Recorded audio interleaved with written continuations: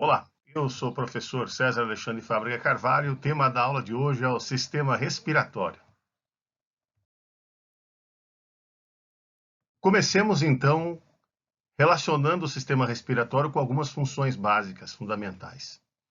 Nós podemos dizer que o sistema respiratório tem uma finalidade importante, que é garantir que o oxigênio, através da respiração, através da inspiração, chegue até a parte mais profunda dos pulmões, uma região que nós chamamos de alvéolos pulmonares, para que ocorra, então, a troca gasosa, essa condição chamada de hematose. Tá? E, através dessa hematose, garantir, então, que esse oxigênio entre na corrente sanguínea e seja conduzido através das hemácias para todos os tecidos. E dessa maneira é que se faz, então, a nutrição, a oxigenação dos nossos tecidos, dos diferentes sistemas do corpo humano. Então, o sistema respiratório tem esse papel importante. Agora, do ponto de vista anatômico, ele é constituído por um conjunto de estruturas e essas estruturas elas são capazes de conduzir o ar, portanto, começa lá no nariz, fazendo a condução do ar, filtrar o ar, lembrando que todo o epitélio de revestimento do sistema respiratório, ele é formado por um epitélio pseudoestratificado, ciliado, então tem cílios nas pontas das células que são responsáveis, então, por ajudar nessa filtragem, retém as impurezas durante a respiração. Aquecer esse revestimento de mucosa, ele tem a nossa temperatura, né, por volta de 36 graus e meio, portanto, o ar, à medida que ele vai passando, ele vai sendo aquecido. E, ao mesmo tempo, umedecido, porque a mucosa, ela é úmida. Tem glândulas que produzem uma quantidade de líquido, ou o próprio muco, e esse muco é responsável também por manter a umidificação do ar inspirado. E dessa forma, como dito anteriormente, garantir a hematose, que é a troca gasosa. Então, entra oxigênio e sai O2. Então, dessa maneira, nós podemos dizer que o sistema respiratório, ele é dotado, do ponto de vista anatômico, ele é dotado de estruturas praticamente que fazem uma espécie de um condicionamento do ar. Prepara esse ar para que as funções sejam executadas de modo preciso, que é a hematose propriamente dita. E quais são as estruturas anatômicas que compõem esse sistema respiratório? Então, nós podemos dizer, primeiramente, que o sistema respiratório a gente pode dividir didaticamente em duas partes. Uma parte relacionada à parte condutora do ar, portanto, a parte que vai conduzir o ar inspirado até os pulmões e depois o ar dos pulmões até o meio externo. Então, são esses elementos pertencentes à parte condutora: o nariz, a faringe, a laringe, a traqueia e os brônquios. Podemos identificar aqui na figura toda essa parte em azul acinzentado corresponde então ao nariz. Depois a faringe na região posterior, a laringe, seguindo pela traqueia e brônquios. Até que nós chegamos então na parte respiratória, representado pelos pulmões. Por que respiratória? Porque é ali que vai acontecer a troca gasosa. E, finalmente, a pleura, que apesar de não pertencer diretamente ao sistema respiratório, é uma membrana que envolve os pulmões e a parede interna do tórax, fundamental para o funcionamento dos pulmões durante os movimentos respiratórios. Então, aqui estão representados os pulmões, aqui, se caso, o pulmão direito e o pulmão esquerdo. E o que é o nariz? O nariz, a gente diz popularmente que é essa parte, essa projeção triangular na face, tá? E, na verdade, o nariz ele é mais que isso, né? Então, do ponto de vista conceitual anatômico, o nariz ele é constituído de partes. A gente diz que, além de ser a primeira parte do sistema respiratório, ele é constituído por uma parte externa, que é o nariz propriamente dito, e uma cavidade. Portanto, a cavidade que está posicionada lá dentro. Durante a nossa inspiração, o ar passa por uma cavidade que a gente pode estar identificando através das narinas. Muito bem, então a parte externa do nariz, ela é constituída por diversas partes. Tá? Então a gente pode dizer que ela é constituída aqui por uma região chamada de raiz do nariz. E essa raiz do nariz, a partir dela, no sentido caudal ou inferior, nós chamamos de dorso do nariz, que termina numa região chamada de ápice do nariz. E essa área onde tem essas duas aberturas nós chamamos de base do nariz. E é justamente aqui nessa base do nariz se apresenta essas aberturas denominadas narinas. Então, as narinas, narina direita, narina esquerda, separadas por uma região chamada de septo. Aqui nós vamos chamar de septo nasal, embora o nome específico na clínica é chamado de columela. Columela, uma coluna que está dividindo ou separando essas duas narinas ali. Se nós retirarmos, portanto, essa pele da região do nariz externo, nós vamos encontrar músculos que atuam no movimento das asas do nariz, abrindo as narinas, por exemplo, num movimento inspiratório mais profundo. E retirando esse músculo, nós vamos encontrar o esqueleto que forma o nariz externo. E esse esqueleto que forma o nariz externo, ele é formado por uma parte óssea, chamada de ossos nasais, que se articulam com uma série de cartilagens, que de modo geral recebem nomes diferentes que não vêm ao caso agora. Só a título de exemplo, a cartilagem lateral, as cartilagens alares, que são mantidas ali por tecido conjuntivo denso, né? Que tem uma quantidade certa de fibras elásticas que permite então a mobilidade da ponta do nariz. Okay? Então o nariz externo, esses são os elementos anatômicos principais da sua constituição. Agora, como que é a cavidade nasal? Então, para isso, nós fizemos duas secções. Eu faço a pergunta e você recorda a primeira aula de anatomia, planos, eixos, secções e tudo mais. Então, responda para mim, aí durante a aula, qual é o nome dessa secção e qual é o nome dessa secção. Vou dar um tempinho aí para vocês. Muito bem, se você respondeu que essa primeira secção é uma secção transversal, parabéns, lembrou da nossa primeira aula. Se você disse que essa secção era uma secção coronal ou frontal, parabéns, porque você acertou também essa questão. Então, o que nós fizemos, então, por definição, primeiro? A cavidade nasal é um espaço em forma de fenda. Então, não é um espaço amplo, é um espaço apertado. Eu já explico por que tem que ser assim. É revestido de mucosa, portanto, tem o mesmo revestimento de mucosa respiratória, dividido em metades direita e esquerda, separadas por um septo. Então, a gente pode identificar que aquela divisão que nós vimos aqui na parte da base do nariz, ela é contínua até na parte posterior. Portanto, não tem comunicação, geralmente ou normalmente, não tem comunicação das assim chamadas fossas nasais do lado direito e do lado esquerdo, porque existe uma parede que divide. Então, aqui nessa secção, nós podemos identificar essa parede que divide, que é a chamada de septo nasal, e aqui nós identificamos as paredes laterais. Da mesma forma, a gente identifica aqui o septo nasal e aqui as paredes laterais. É interessante dizer que dessa forma a cavidade nasal ela apresenta limites, ok? Então nós podemos, assim, do ponto de vista didático, falar que tem um teto, que tem um assoalho, que tem duas paredes laterais, embora irregulares, mas elas são paredes laterais, um limite posterior, que é uma região que a gente vai chamar daqui a pouquinho de cóano. Cóano é como se fosse uma abertura, um vão de porta, que vai terminar a cavidade nasal e começar a faringe. E nós temos aqui na frente as próprias narinas. Então, as narinas, elas acabam sendo também a porta de entrada, mas pode ser a porta de saída também. Então, dessa maneira, essa cavidade nasal, ela tem essas delimitações, teto, assoalho, paredes laterais. Essa parede do septo a gente chama de parede medial também, tá? Parede septal ou parede medial.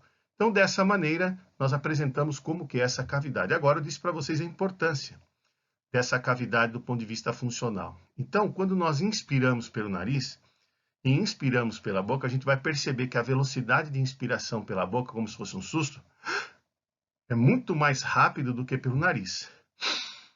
Agora, por que dessa diferença? Porque a cavidade nasal, ela de fato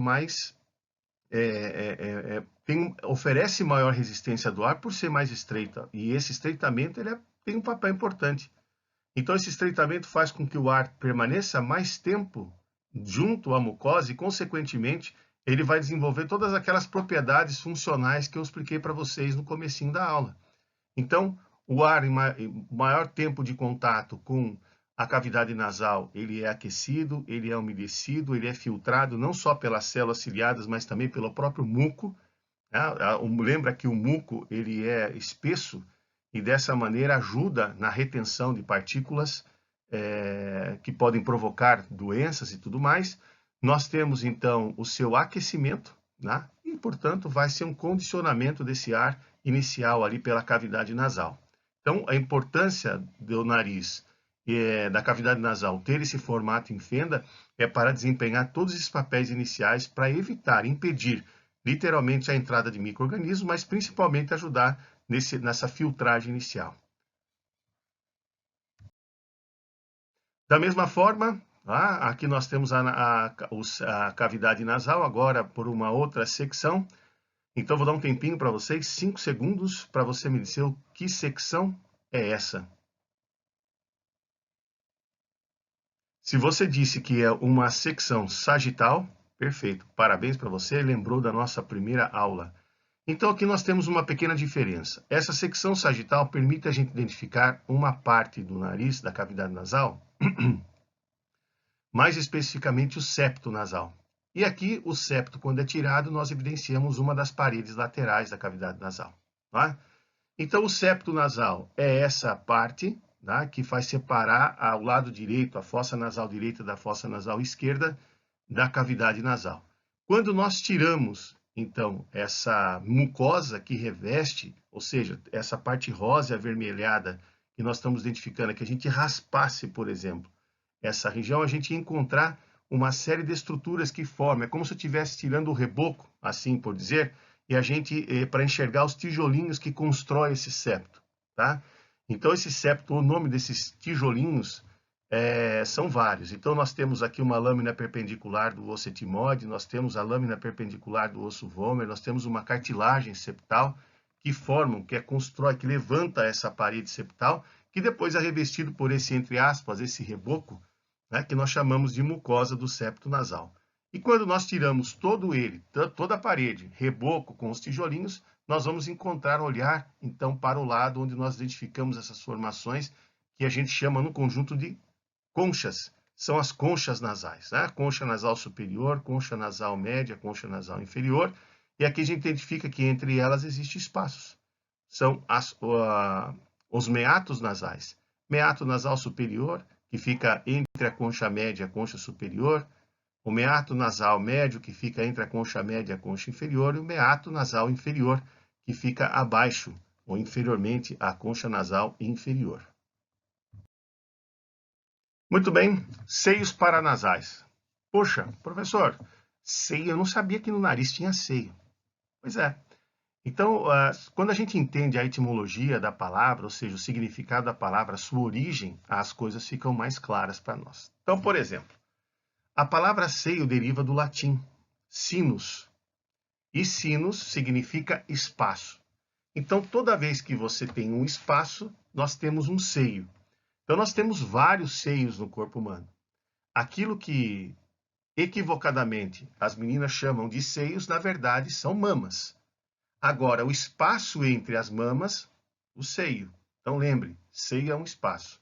E quando nós falamos de seios paranasais, a palavra para significa que está ao redor, paralelo. Nasais, ao redor da cavidade nasal, ao redor do nariz. Então, esses seios, na verdade, são expansões. Então, a cavidade nasal, quando ela estava em formação, lá no útero materno, esses espaços não existiam ainda. Eles estavam ali muito ligados, já prontos, como se fosse um broto, e a partir do nosso desenvolvimento, o crescimento da face, né, durante nossa adolescência, durante a erupção dos dentes, por exemplo, esses seios começaram a se desenvolver. E aí sim, até chegar só para vocês terem uma ideia, esses seios paranasais, eles crescem a vida toda. Enquanto a gente está vivo, eles vão crescendo. Então, um seio paranasal de um vovozinho de 80 anos, por exemplo, é muito maior do que de uma criança de 5 anos e assim por diante. Só para vocês entenderem esse processo. Agora, esses seios, por definição, são cavidades revestidas de mucosa derivadas da cavidade nasal que se desenvolve por toda a vida, como citei agora há pouco. E aí eles têm nomes. Então, eles são denominados conforme a sua posição. Então, por exemplo, aqui nós temos no osso frontal, bem nessa região aqui, ó, o seio frontal. Aqui nós temos o seio, ó, nesse corte coronal, o seio maxilar, que ficam aqui atrás, né? Os seios maxilares. Aqui nós temos o seio etimoidal, é um pouco difícil da gente entender, mas é como se ficasse não, na posição entre as órbitas. Então aqui você vê o seio etimoidal, tem do lado direito, do lado esquerdo o seio etimoidal, e a gente vê o seio esfenoidal, então fica no interior do corpo do osso esfenoide. Agora você deve estar perguntando, professor, então quer dizer que sinusite é uma inflamação desses seios? É mais ou menos isso. A sinusite é uma inflamação dessa mucosa que reveste os seios paranasais. Aí você deve estar pensando, puxa vida, né? Eu tenho rinite alérgica e sempre eu tenho uma tal de sinusite atacada. Tudo começa assim. Então, só a título de exemplo, você tem uma sinusite, uma rinite, rhinus significa nariz, tá? Essa rinite por um alergênico, essa alergia ela vai se espalhando ao longo da mucosa, e a mucosa nasal, da cavidade nasal, ela é contínua com a mucosa dos seios paranasais. É por esse motivo que geralmente quem tem rinite acaba desenvolvendo também uma sinusite. Então tá aí os seios paranasais e as suas funções importantes relacionadas à cavidade nasal. Muito bem, agora a faringe. Então, o que é a faringe e quais são as suas partes? Não, por definição, a faringe é um tubo semiaberto constituído de músculos e membrana revestidos de uma mucosa comum ao sistema respiratório e digestório localizado posteriormente às cavidades nasal, oral e laríngea. Vamos entender esse texto um pouquinho melhor, tá? Então, quando a gente fala de tubo semiaberto, pessoal, então vocês devem pensar da seguinte forma. Então, eu vou pegar aqui nosso modelo para vocês entenderem isso melhor. Ó, então, isso é um tubo. É um tubo fechado, ok? Quando a gente fala de tubo semiaberto, é isso aqui, ó. Como se fosse uma calha, entenderam? Isso é um tubo semiaberto. Então, ele fica atrás da cavidade nasal, atrás da cavidade oral e atrás da laringe, dessa forma, ok? Então, quando nós cortamos, fizemos uma secção sagital, é isso que nós estamos identificando. Então, aqui é a cavidade nasal, aqui é a cavidade oral, aqui é a cavidade da laringe.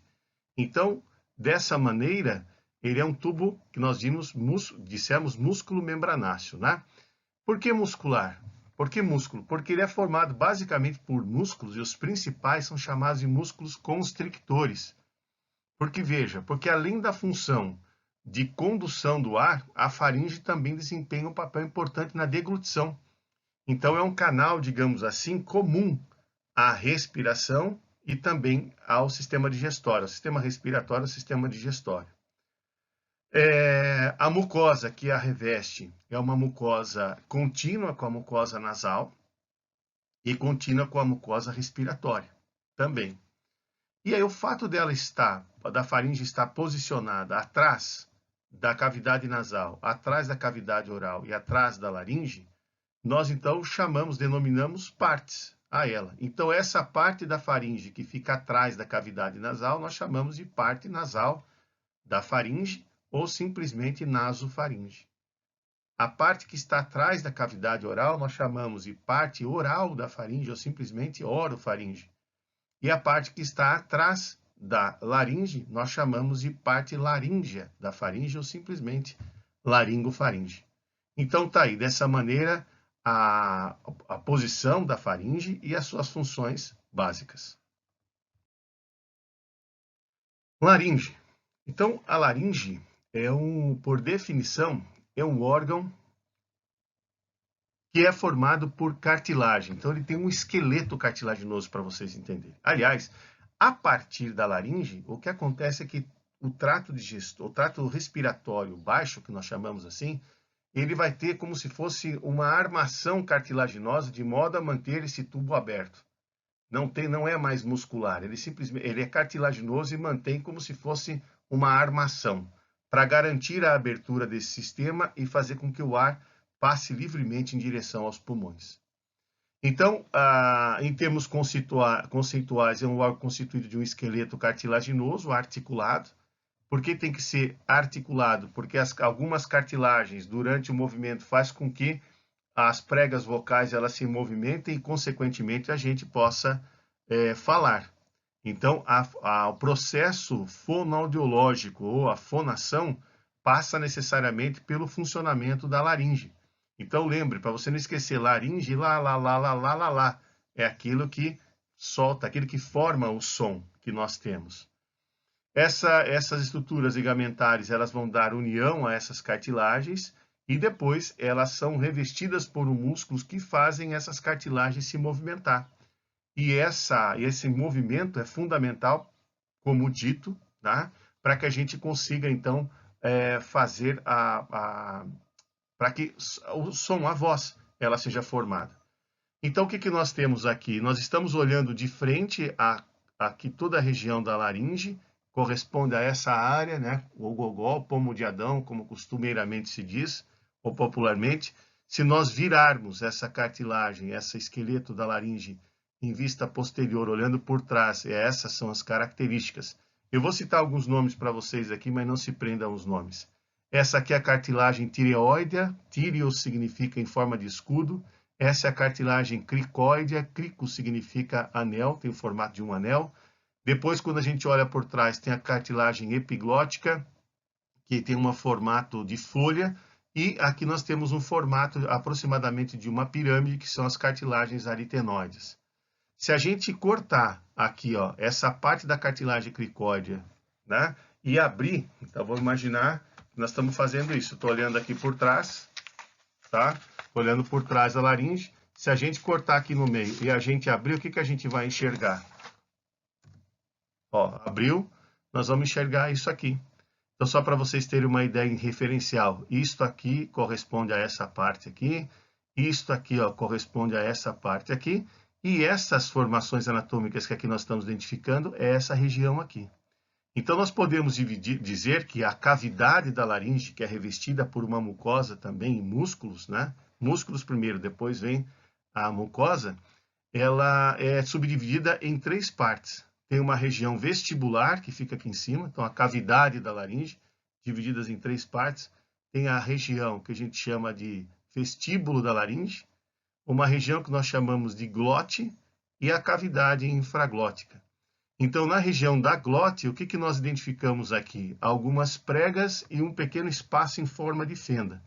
Esse espaço aqui em cima, eu vou fazer para vocês, ó, essa pequena preguinha que aqui eu estou colocando para vocês, ó, aqui de um lado e aqui do outro, ó, é chamada de prega vestibular, porque ela fica voltada para essa área aqui, ó, chamada de vestíbulo. Agora, essa outra preguinha que está aqui embaixo, ó, vou colocar aqui para vocês, ó, fazer de cor diferente aqui, ó. Olha lá, essa preguinha aqui é chamada de prega vocal. É igual essa, ó. Exatamente essa aqui, só que revestida de mucosa. É chamada de prega vocal. Vocal ou prega verdadeira, porque é ela que se movimenta para que forme os sons. E aí nós temos, nessa região inferior, a cavidade infraglótica. Agora, note uma coisa. Entre a prega, ou as pregas vestibulares e as pregas vocais, tem essa fenda. Esta fendinha que eu estou mostrando para vocês em azul aqui, nós chamamos de ventrículo da laringe. Ventrículo da laringe. Estão anotado aí? Então, aí está a laringe e suas principais formações anatômicas. Muito bem, agora da laringe, que nós mostramos para vocês, segue então a traqueia. Então, por definição, o que é, na verdade, né, a traqueia?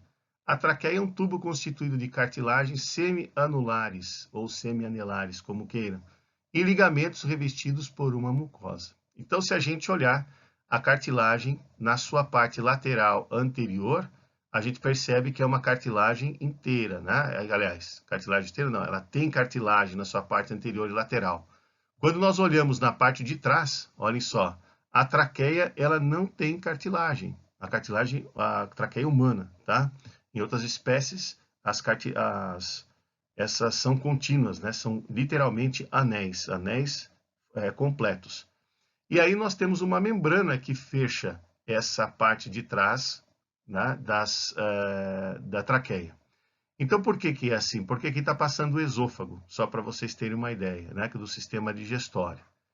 Muito bem, então a traqueia ela é constituída de aproximadamente 14 anéis cartilaginosos, e esses anéis, semi-anéis, melhor dizendo, eles são ligados um ao outro por ligamentos são chamados ligamentos anelares ou ligamentos anulares. Então, a traqueia ela tem uma capacidade de extensão, né? Então, quando a gente inspira profundamente, por exemplo, o diafragma baixa, a traqueia, o pulmão, ele desce junto e a traqueia é estendida. Então, esse movimento da traqueia é importante para a respiração.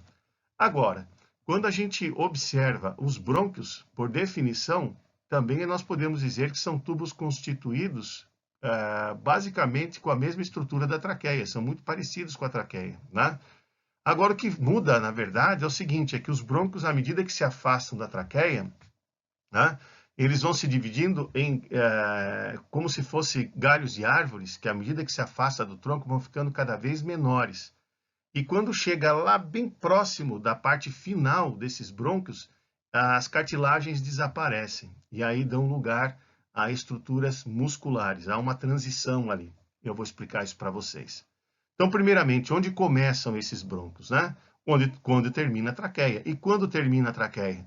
Quando a traqueia ela tem essa cartilagem aqui, ó, que lembra uma cuequinha, tá vendo? Um shorts. Olha só, uma cartilagem em forma de shorts.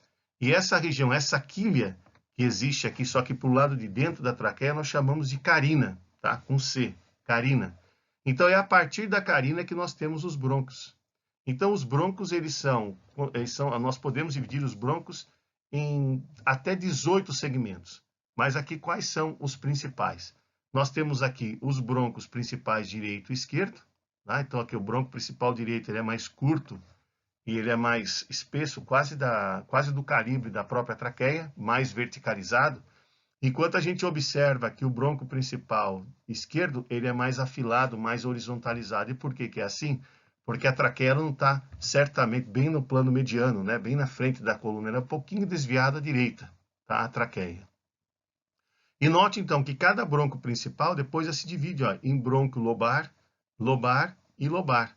E cada brônquio lobar, por sua vez, se divide em brônquios segmentares. E esses brônquios segmentares se subdividem até 18 gerações, para vocês terem uma ideia.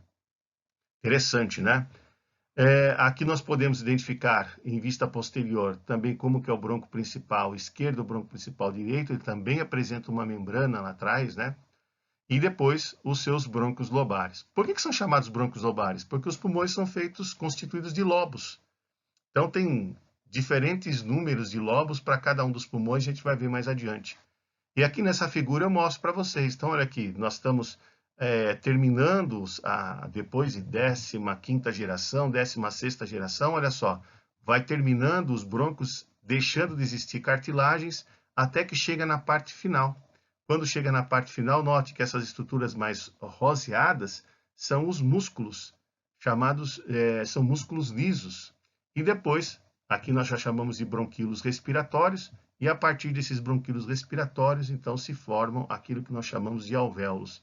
E é justamente aqui nesses alvéolos é que se forma, então, que se dá, na verdade, a hematose. Então, tá aí a subdivisão dos brônquios, da traqueia, para vocês, e dos brônquios. Então, o que é o pulmão? Nós vamos ver na sequência, no próximo slide. Então, pulmões. Então, o que são os pulmões, né? Por definição. Então, são órgãos constituídos por bronquíolos, lembra aqueles bronquíolos respiratórios, bronquíolos terminais, pelos alvéolos e tecido conjuntivo. Então, aquelas várias esponjinhas, que são os alvéolos, juntamente com os bronquíolos, quando eles se dirigem à superfície, né, eles se unem, na verdade, por um tecido conjuntivo, como se fosse uma cola, entendam assim, tá? Envolvidos por vasos sanguíneos também, tá? E vão ser envoltos por uma fina membrana serosa denominada pleura, isso é o pulmão. Então, a gente olha o pulmão, o órgão pulmão, se a gente colocar uma lupa e colocar um aumento, o que que é isso aqui? São aquelas várias esponjinhas ligadas uma na outra e depois revestidas assim por uma sacolinha, digamos assim, que a gente chama de pleura. Muito bem, aí os pulmões eles têm faces. E essas faces, elas estão de acordo com a sua posição. Então, olha só que interessante, é muito tranquilo isso, gente. Face costal. Por que ele é chamado de face costal? Porque é a face do pulmão que está em contato com as costelas. Tem uma face diafragmática. Opa, face diafragmática porque está encostada aqui, ó, no músculo diafragma. Então, aqui está a face diafragmática. E uma face mediastinal. Por que ela é chamada assim? porque ela está voltada para essa região central do tórax, que nós chamamos de mediastino, onde está o coração, por exemplo, como visto na aula de sistema circulatório. Agora, os pulmões, cada um deles apresenta partes. Então, todo pulmão, tanto direito como esquerdo, ele vai apresentar um ápice, que fica voltado para cima, vai apresentar uma base, a base é voltada para o diafragma, as margens, então ele tem margens anterior, margem posterior e margem inferior. Fissuras, o que são essas fissuras? São fenestrações que subdividem os pulmões em lobos. Então aqui, fissuras, lobos, olha lá, aqui tem um lobo, aqui tem outro lobo, aqui tem outro lobo. E lá na região do mediastino, ela apresenta um hilo. O que é um hilo por definição? É uma passagem, é uma fenda, por onde estão chegando, onde está chegando os brônquios nos pulmões, né, os brônquios lobares, por onde está entrando a artéria pulmonar, está saindo a veia pulmonar. Então, essa abertura na região, na face mediastinal do pulmão, nós, por onde estão passando essas estruturas, né, nós chamamos de hilo pulmonar. Face costal dos pulmões. Então, aqui nós estamos observando um pulmão direito, aqui um pulmão esquerdo. Vou dar um tempinho para vocês identificarem algumas diferenças.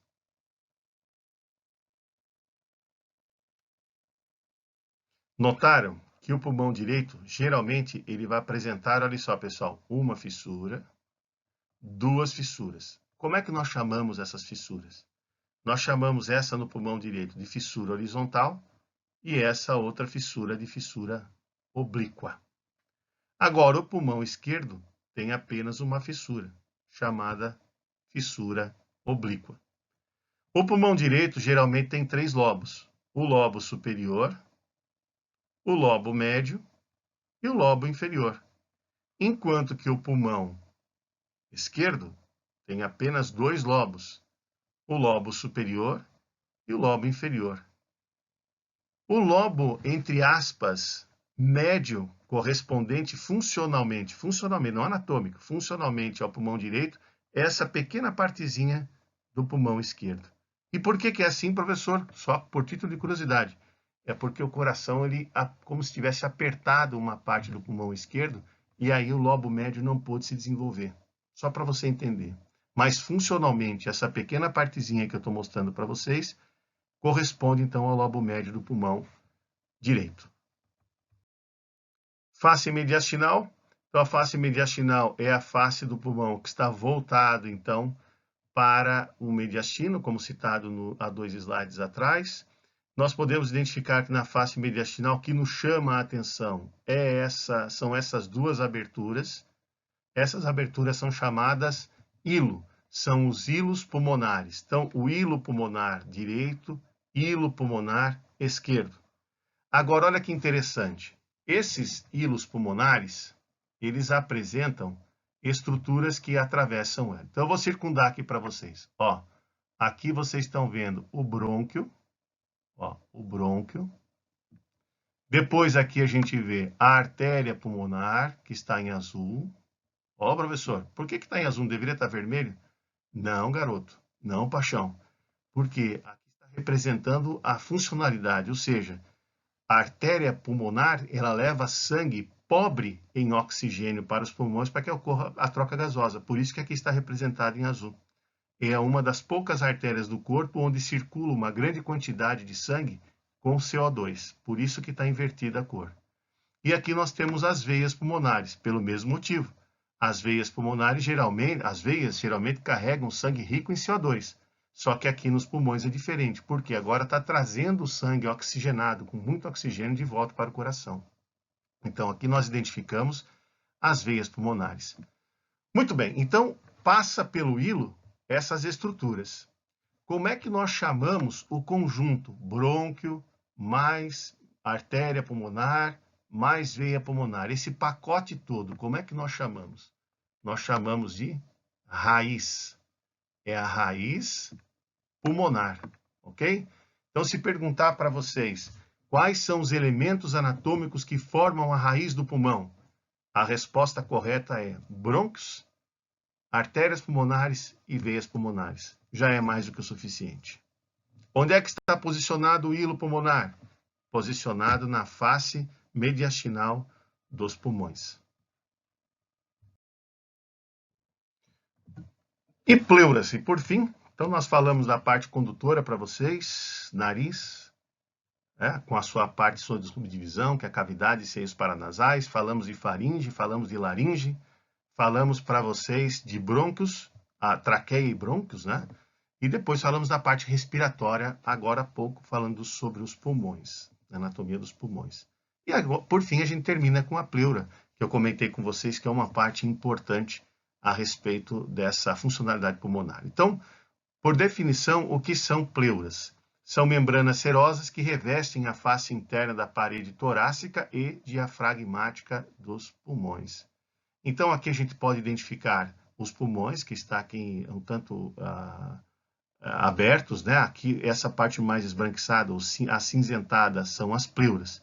Agora, para a gente entender um pouco essas partes, eu vou aqui abrir mão de um desenho para vocês aqui, esquemático. Olha só, eu estou fazendo aqui para vocês um tórax, aqui eu estou fazendo para vocês o diafragma, ok? Ó, uma outra parede torácica aqui, só para vocês entenderem.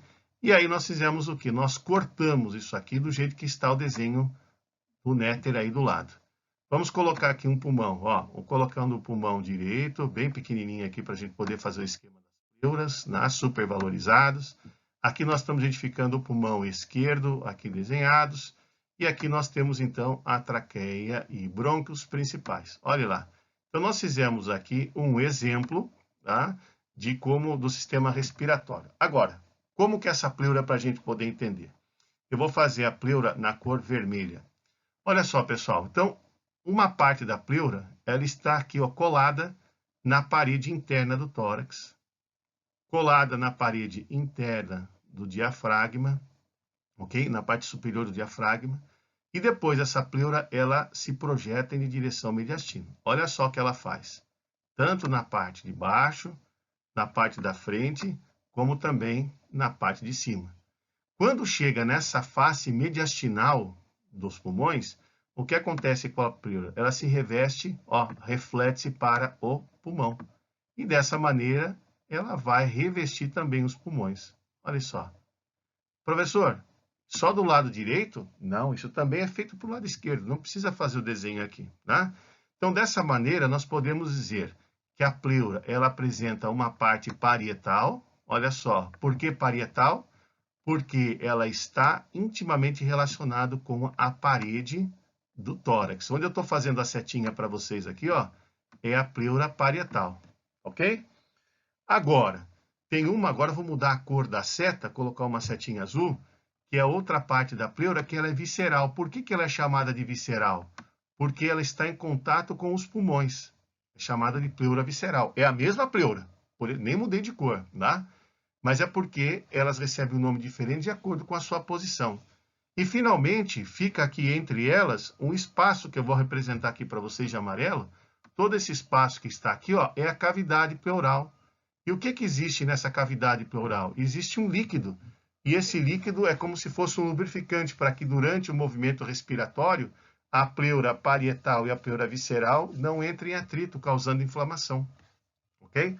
Então, tá aí. A pleura, as suas partes, né? Parte parietal, parte visceral, cavidade pleural, e a importância delas em relação às funções respiratórias.